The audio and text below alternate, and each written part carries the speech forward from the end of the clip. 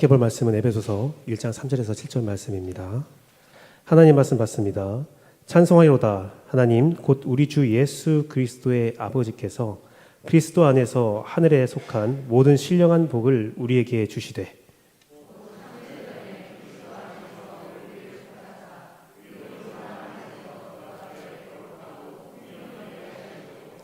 그 기쁘신 뜻대로 우리를 예정하사 예수 그리스도로 말미암아 자기의 아들들이 되게 하셨으니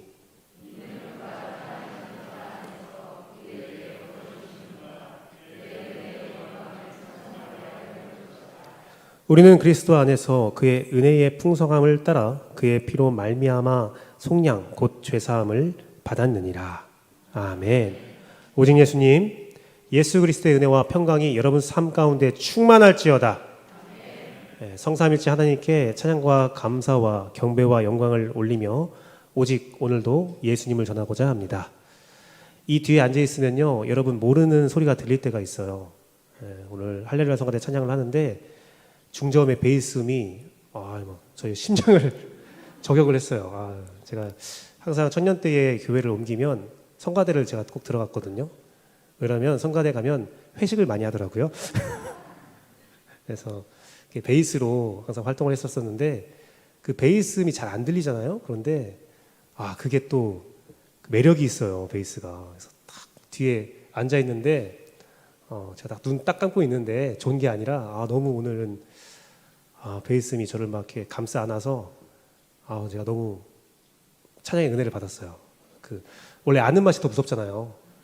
아는 찬송 가니까 더 막 이렇게 많이 은혜로워서 너무 감사를 드리고, 또 오늘 오재섭 집사님께서 찬양 인도를 하는데 이번 주는 참 이상해요. 이상하게 반주자의 사건도 많고 여러 가지 여러분 오셔서 알겠지만 음향 시설도 다 또 이사를 했고, 그래서 음향이 또 이동을 하면 똑같은 음향이라 해도 안착되는데 좀 시간이 걸리거든요. 기계라는 게 좀 그래요. 그래서 돌발 사항도 많고, 오늘은 오재섭 집사님이 이제 혼자 드럼도 없고 신디도 없이 기타 하나로 이제 이끌어 가셨는데, 제가 어떤 생각이 들었냐면요, 옛날에 저 젊었을 때 중학교 고등학교 때 수련회 가면 어떻게 시스템을 못 가져가잖아요.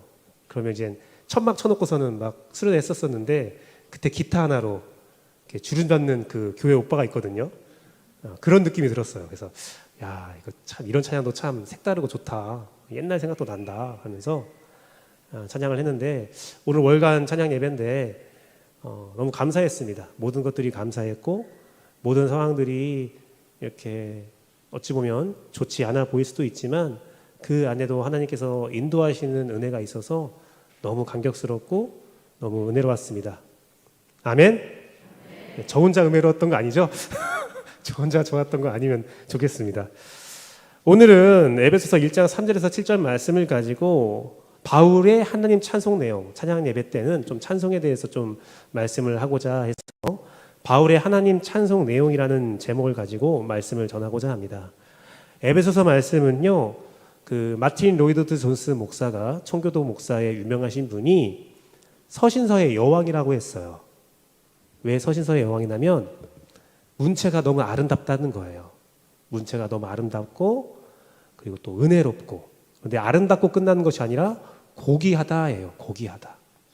정말로 귀한 말씀을 너무나 아름답고 부드럽고 고귀하게 천박하지 않게 말씀을 잘 전하고 있다라고 해서 서신서의 여왕.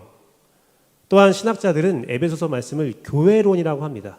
성경 모든 말씀 가운데서 교회론이다라고 하는데, 여러분 교회가 무엇입니까? 성전이라고 생각하시는데 제가 작년부터 끊임없이 말씀드렸죠. 교회는 성령님이 거하시는 나 자신이다.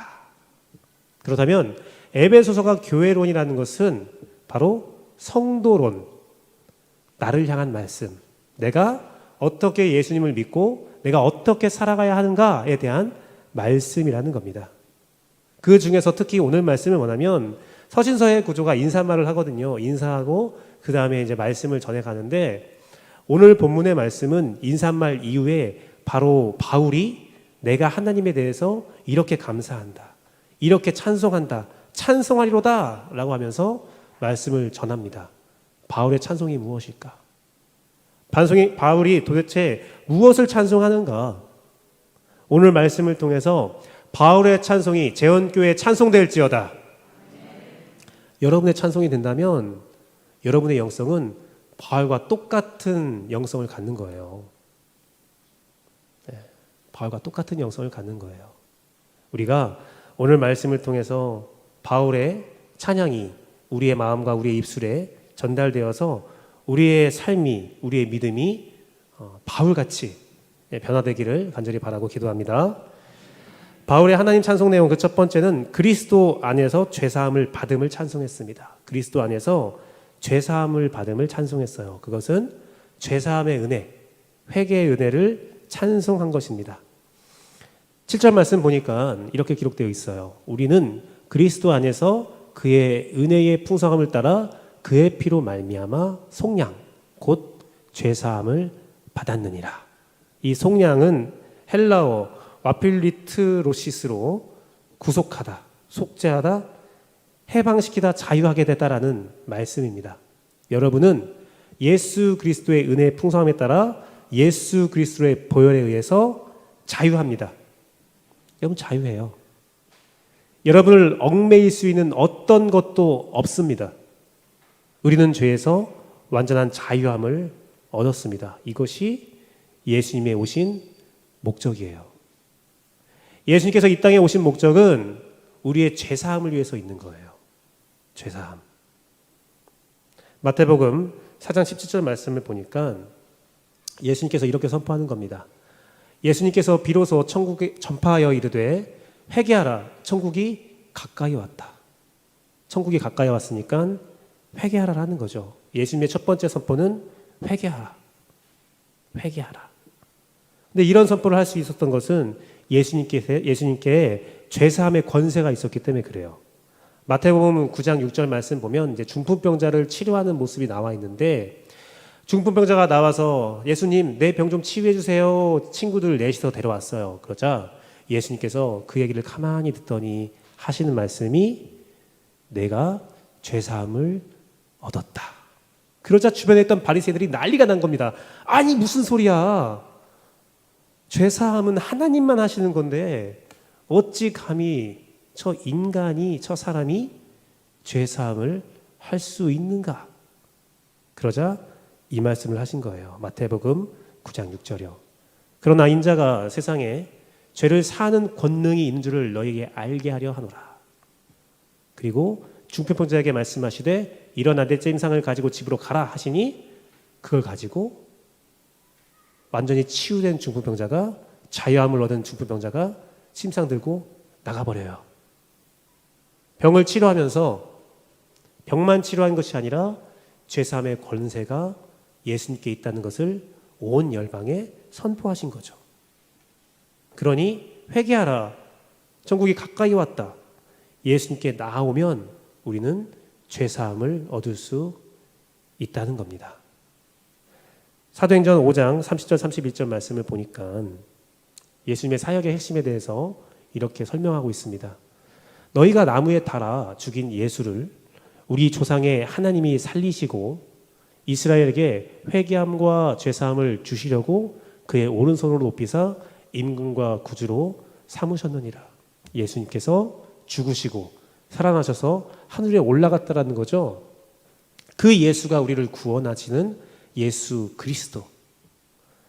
예수님께서 십자가에 달리실 때에, 활동하실 때에요, 예수라는 동명을 가지고 내가 구원자요 하고 활동했던 사람이 70명이 있었대요. 신기하죠? 예수님이 활동하실 때도 내가 진짜 예수요 하면서 활동했던 구원자가 70명 있었대요. 그래서 성경에서는 예수님 하기 전에 그 앞에 딱 나무에 달려 죽으신 그 예수, 다른 예수가 아니라는 겁니다. 하나님은요, 우리에게 다른 이름을 준 적이 없다. 사도행전 4장 12절 말씀에 선포하셨어요. 다른 이름 없다.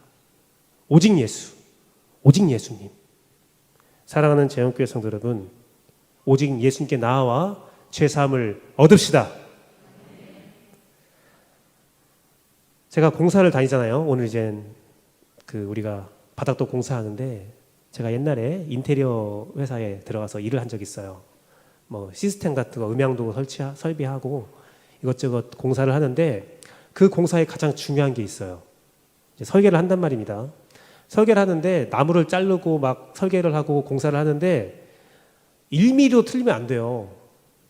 이게 인간적으로 1mm 정도 틀릴 수 있잖아요.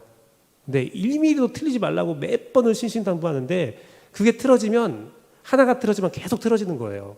공사가 마무리가 잘 안 되는 거예요.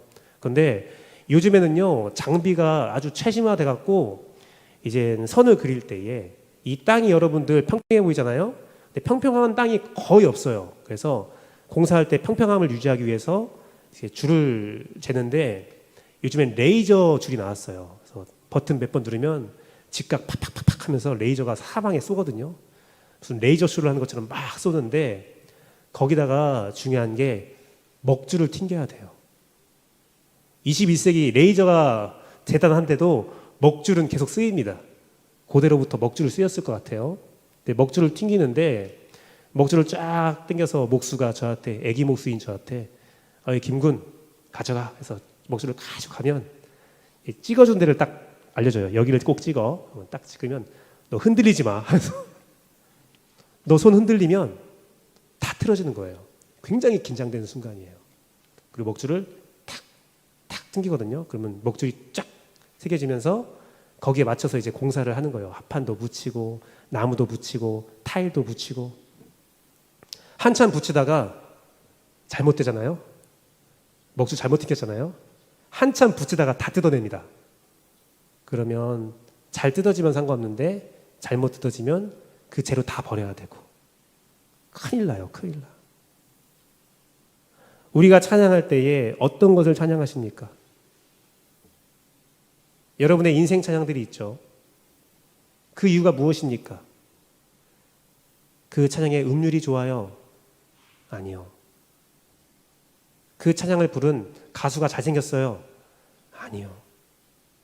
그 찬양단의 섹션과 모든 각종 악기들이 너무나 음악을 잘 연주해요? 아니요. 제일 중요한 것은 그 안에 담긴 예수님. 그 가사에 예수 그리스도에 대한 신앙이 없다면 그것은 먹줄을 잘못 튕긴 겁니다. 시작부터가 잘못됐어요. 사랑하는 재원교회 성도 여러분, 그래서 우리가 찬양해야 될 것은 바울이 찬양한 것은 예수 그리스도 그 죄사함의 은혜 다른 거 아니라는 겁니다. 다른 거 아니라는 거예요. 오직 예수 회개를 향한 구원 그 구원의 은혜를 찬양하는 바울처럼 찬양합시다. 우리의 찬양에 예수님이 충만할지어다. 첫 번째 바울의 찬양은 죄사함의 은혜 찬양. 두 번째 찬양은 그 앞에 거룩하고 흠없게 하심을 찬양했습니다. 그것은 거룩하게 하심을 찬양한 건데 4절 말씀을 보니까 바울이 이렇게 고백하고 있네요. 4절 말씀이요. 곧 창세전에 그리스도 안에서 우리를 택하사 우리로 사랑 안에서 그 앞에 거룩하고 흠이 없게 하시려고. 우리를 창세전부터 택했대요. 그리고 그의 사랑 안에서 우리를 흠없고 거룩하게 만들어 주신대요.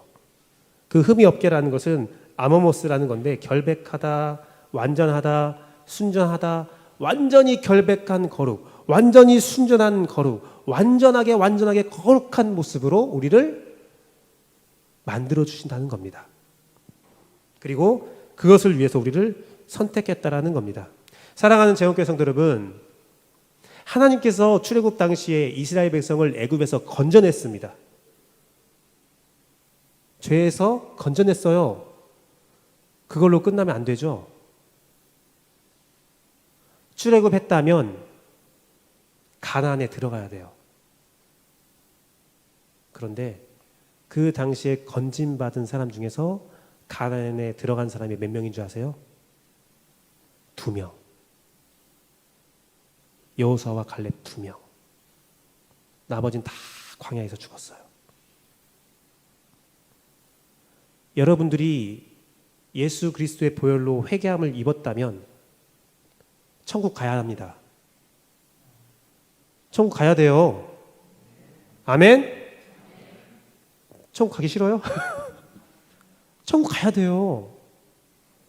우리가 이 땅에서요, 존경받고, 와, 신앙 좋다란 말도 듣고, 돈도 많이 벌고, 봉사도 많이 하고, 좋은 것들을 많이 했는데 끝내 천국을 못 가요.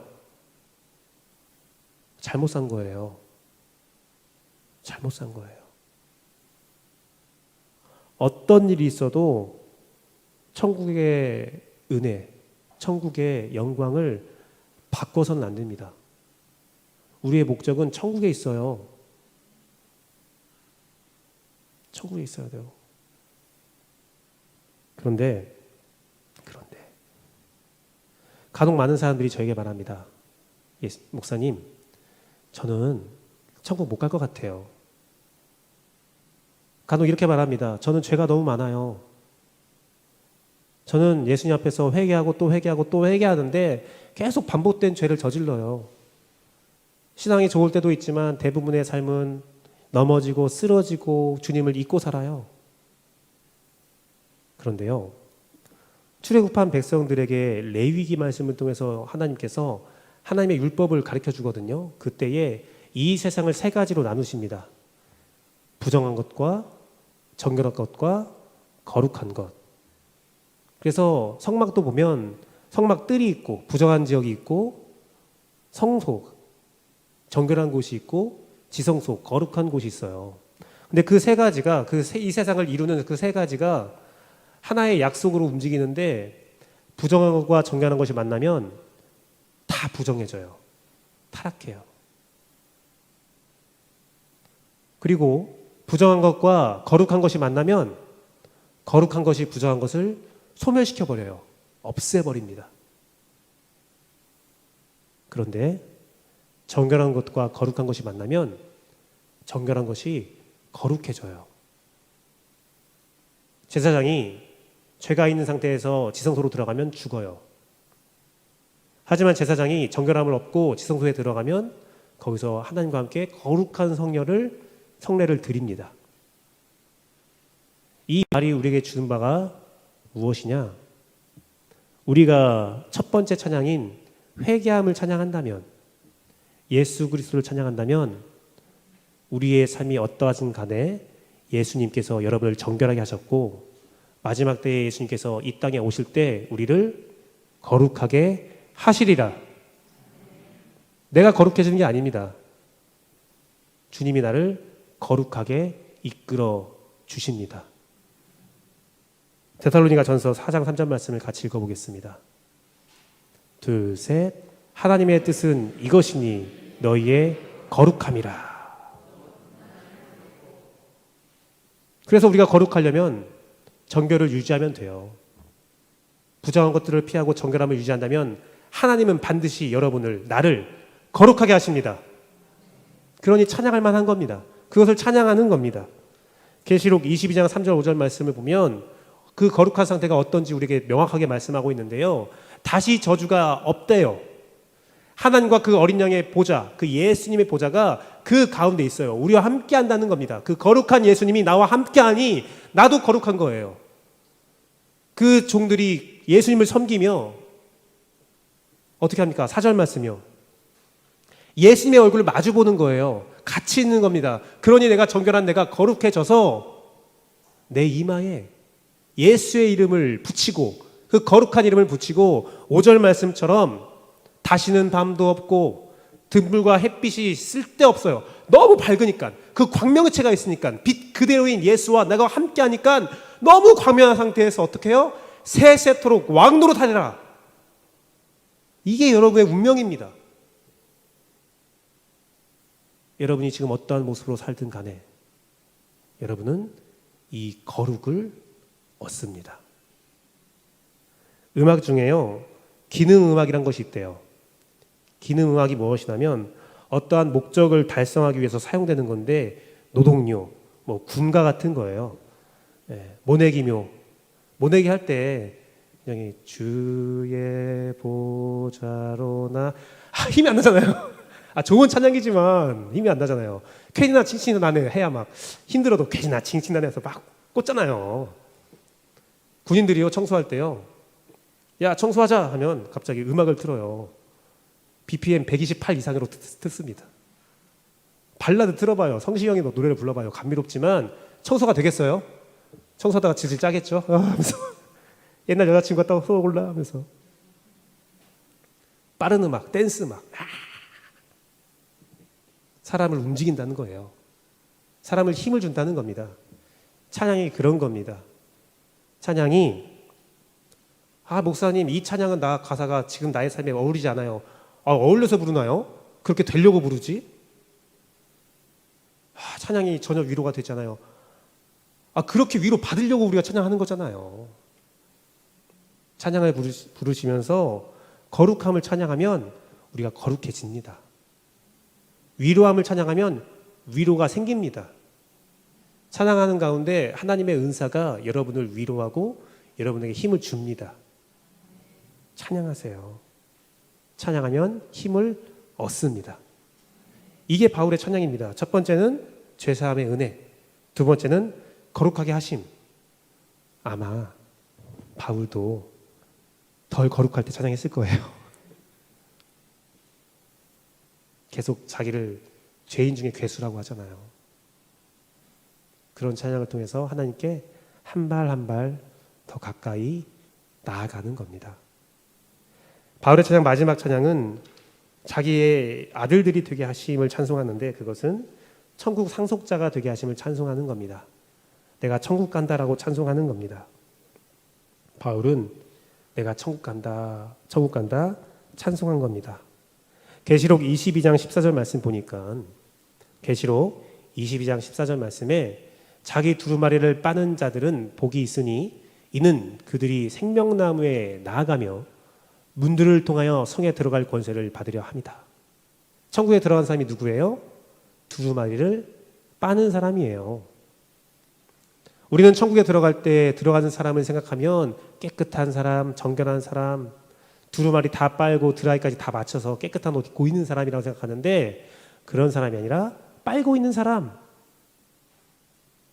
내가 죄가 있음을 알고 계속 회개하는 사람, 주님 내가 연약합니다라고 고백할 수 있는 사람, 그 사람이 천국 간다고요.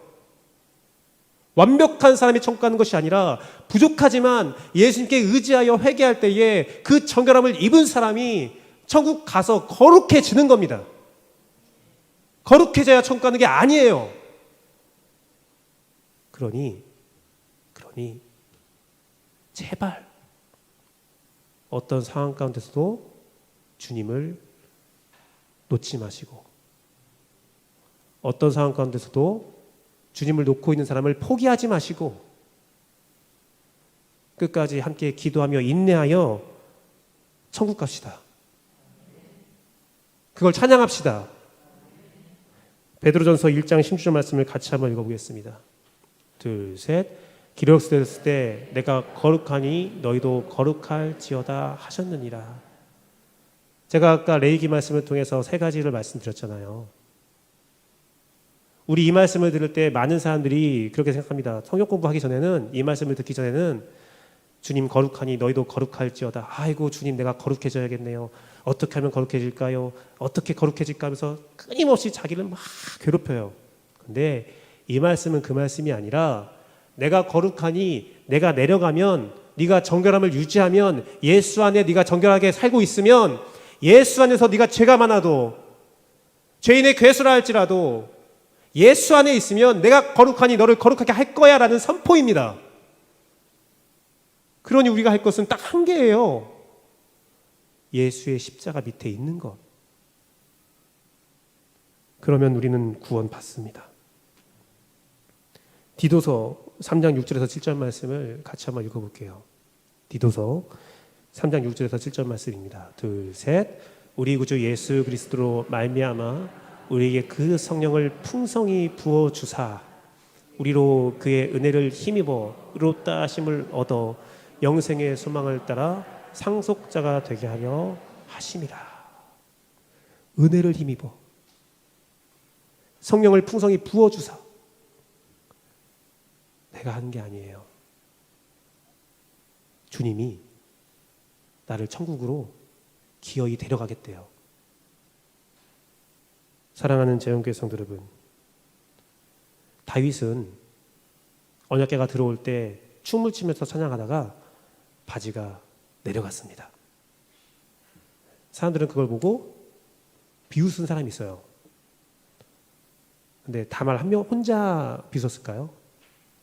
두고두고 역사 속에 다윗의 흑역사 두고두고 말했을지도 몰라요. 야 다윗, 야 그때 볼만했어. 여러 가지 평가가 있을 수 있겠죠. 하지만 다윗은 그 평가가 중요하지 않은 겁니다. 부끄러운 일이 맞죠. 그가 실수한 것도 맞아요. 찬양할 때 좀 허리띠를 좀 쫄라맸으면 좋았을 텐데, 그렇죠? 평소에 춤을 연습했으면 좋았을 텐데 실수한 거 맞아요. 하지만 그 실수와 연약함과 사람들의 평가는 다윗에게 덜 중요한 거예요. 하나님에 대한 찬양, 하나님에 대한 기쁨. 사랑하는 재언교회 성도 여러분, 찬양을 할 때에 찬양을 좀 배우신 분들은 이런 걸 들었을 거예요. 복식 호흡으로 찬양해라. 저는 그것을 매번 들었지만 도대체 뭔지 모르겠어요. 성가대에 있을 때마다 복식 호흡으로 찬양하라고 하는데 도저히 저는 모르겠어요. 그런데 사람이 목으로 찬양하는 게 아니라 배의 호흡으로 찬양하는 거다라고 배웠단 말이에요. 마찬가지로 하나님을 향한 찬양은 내 목과 내 감정의 찬양이 아니라 천국 소망으로 호흡하며 찬양하는 겁니다. 지금 나의 상태가 찬양하기에 합당하니까 찬양하는 것이 아니라 내가 기대하는 바가 있으니까 찬양하는 겁니다. 나에게 주신 은혜가 있으니까 찬양하는 겁니다. 이 은혜가 내 것임을 알고 선포하는 것입니다. 사랑하는 재언교회 성도 여러분, 1912년 4월 14일에 대서양에 타이타닉호가 침몰했어요. 당시 세계 최대 해난 사고로 기록된 타이타닉호의 침몰 속에 있었던 실화인데요. 많이 들었던 내용일 것입니다. 약 705명의 부녀자들과 어린아이들을 매척이에 걸린 구명정에 태워서 구조한 후에 남은 사람이 1635명이 타이타닉에 남아서 타이타닉이 침몰되어 가는 상황에 놓여 있었습니다. 그때에 그 타이타닉호에 악대가 있었대요. 오케스트라가 있었는데 그 오케스트라 악대 지휘자 와리스 하틀리가 내 주를 가까이 하게 함을 찬송했대요. 많은 예화에서는 그 찬양을 하자 1635명이 다 잠잠하며 주를 찬양했다라고 들었을 것 같지만 제가 아무리 생각했을 때 그 찬양이 울려 퍼질 때 몇 명은 대다수 사람들은 지금 제정신이냐? 미쳤냐? 무슨 짓이냐? 그랬을 거예요. 지금 너 노래가 나와? 그랬을 거예요. 그런데 그들이 내 주를 가까이 하게 함을 찬양할 때 그 중에 한 명이라도 그 찬양 들으며 그래, 내가 천국 간다. 내가 천국 간다. 내가 오늘 죽어도 천국 간다라고 생각했다면 그 찬양은 의미가 있습니다. 또한 거기 있는 1635명이 다 예수님 믿는 거 아니잖아요. 예수님을 몰랐던 사람이 그 음악을 들을 때에 갑자기 마음에 평안함을 느끼는 거예요. 뭐지? 그리고 물어보는 거죠. 이게 무슨 노래냐? 아, 이것은 이러이러한 노래입니다. 예수님이 당신과 함께 한다면 우리 죽어도 죽는 거 아니에요. 아, 그러냐? 그럼 나 예수 믿겠다. 지금 믿어도 되냐? 지금 믿어도 됩니다. 그런 사람이 한 명만 있었더라도 그 찬양은 의미 없지 않아요. 천국에 한 사람의 영혼이 돌아왔을 때 천사들이, 천군 천사들이 하나님과 함께 잔치한다고 하잖아요. 말씀을 맺도록 하겠습니다. 이 시대의 모습은 침몰하는 타이타닉과 같습니다. 이 시대는 멸망으로 향해 가고 있습니다. 그 멸망으로 가는 과정 가운데 사람들은 멸망하는지도 모르고 갈 수도 있어요. 그러다가 멸망한 것을 알게 되고 사람들은 죽음을 앞두고 공포와 고통 가운데 있습니다. 그때에 우리가 찬송하는 거죠. 여러분 삶을 통해서 찬양하는 거죠. 죄사함의 은혜를 찬양하고 거룩하게 하심을 기대하며 찬양하고 천국감을 찬양합니다. 사람들이 그 찬양에 감동받지 않고 욕할 수도 있어요. 너는 지금 찬양이 나와? 네 인생을 보면 찬양이 나와? 말도 안 돼. 하지만 그 찬양이 여러분이 듣고 그 찬양에 여러분이 평안하면 여러분의 찬양은 의미가 있습니다. 심지어 그 찬양을 듣고 누군가가 여러분의 삶을 궁금해하며 예수 그리스도를 믿는 믿음이 있다면 그 또한 의미가 있습니다. 우리의 찬양은 의미가 있습니다. 힘이 있습니다. 능력이 있습니다. 이 시간 오늘 말씀을 기억하며 내 주를 가까이 하게 함을 함께 찬양하겠습니다.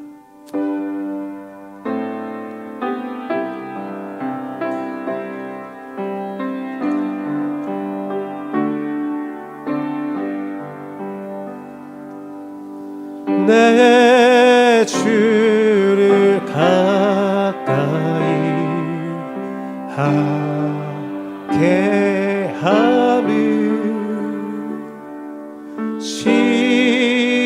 십자가 짐 같은 곳에이나 내 일생 소원은 늘 찬송하면서 주께 더 나아가기. 우리 1절 한 번 더 찬송하겠게요.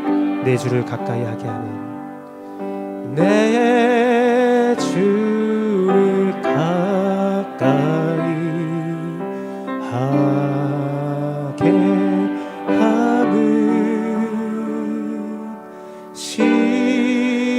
십자가 짐 같은 곳에이나 내 일생 소원은 늘 찬송하면서 주께 더 나아가기 원합니다. 이 시간 함께 기도하기 원합니다. 이 시대는 타이타닉호와 같은 상황에 있습니다. 하지만 우리는 찬양할 수 있습니다. 하나님의 죄사함과 하나님의 거룩하게 하심과 나에게 천국의 상속권이 있음을 찬양할 수 있습니다.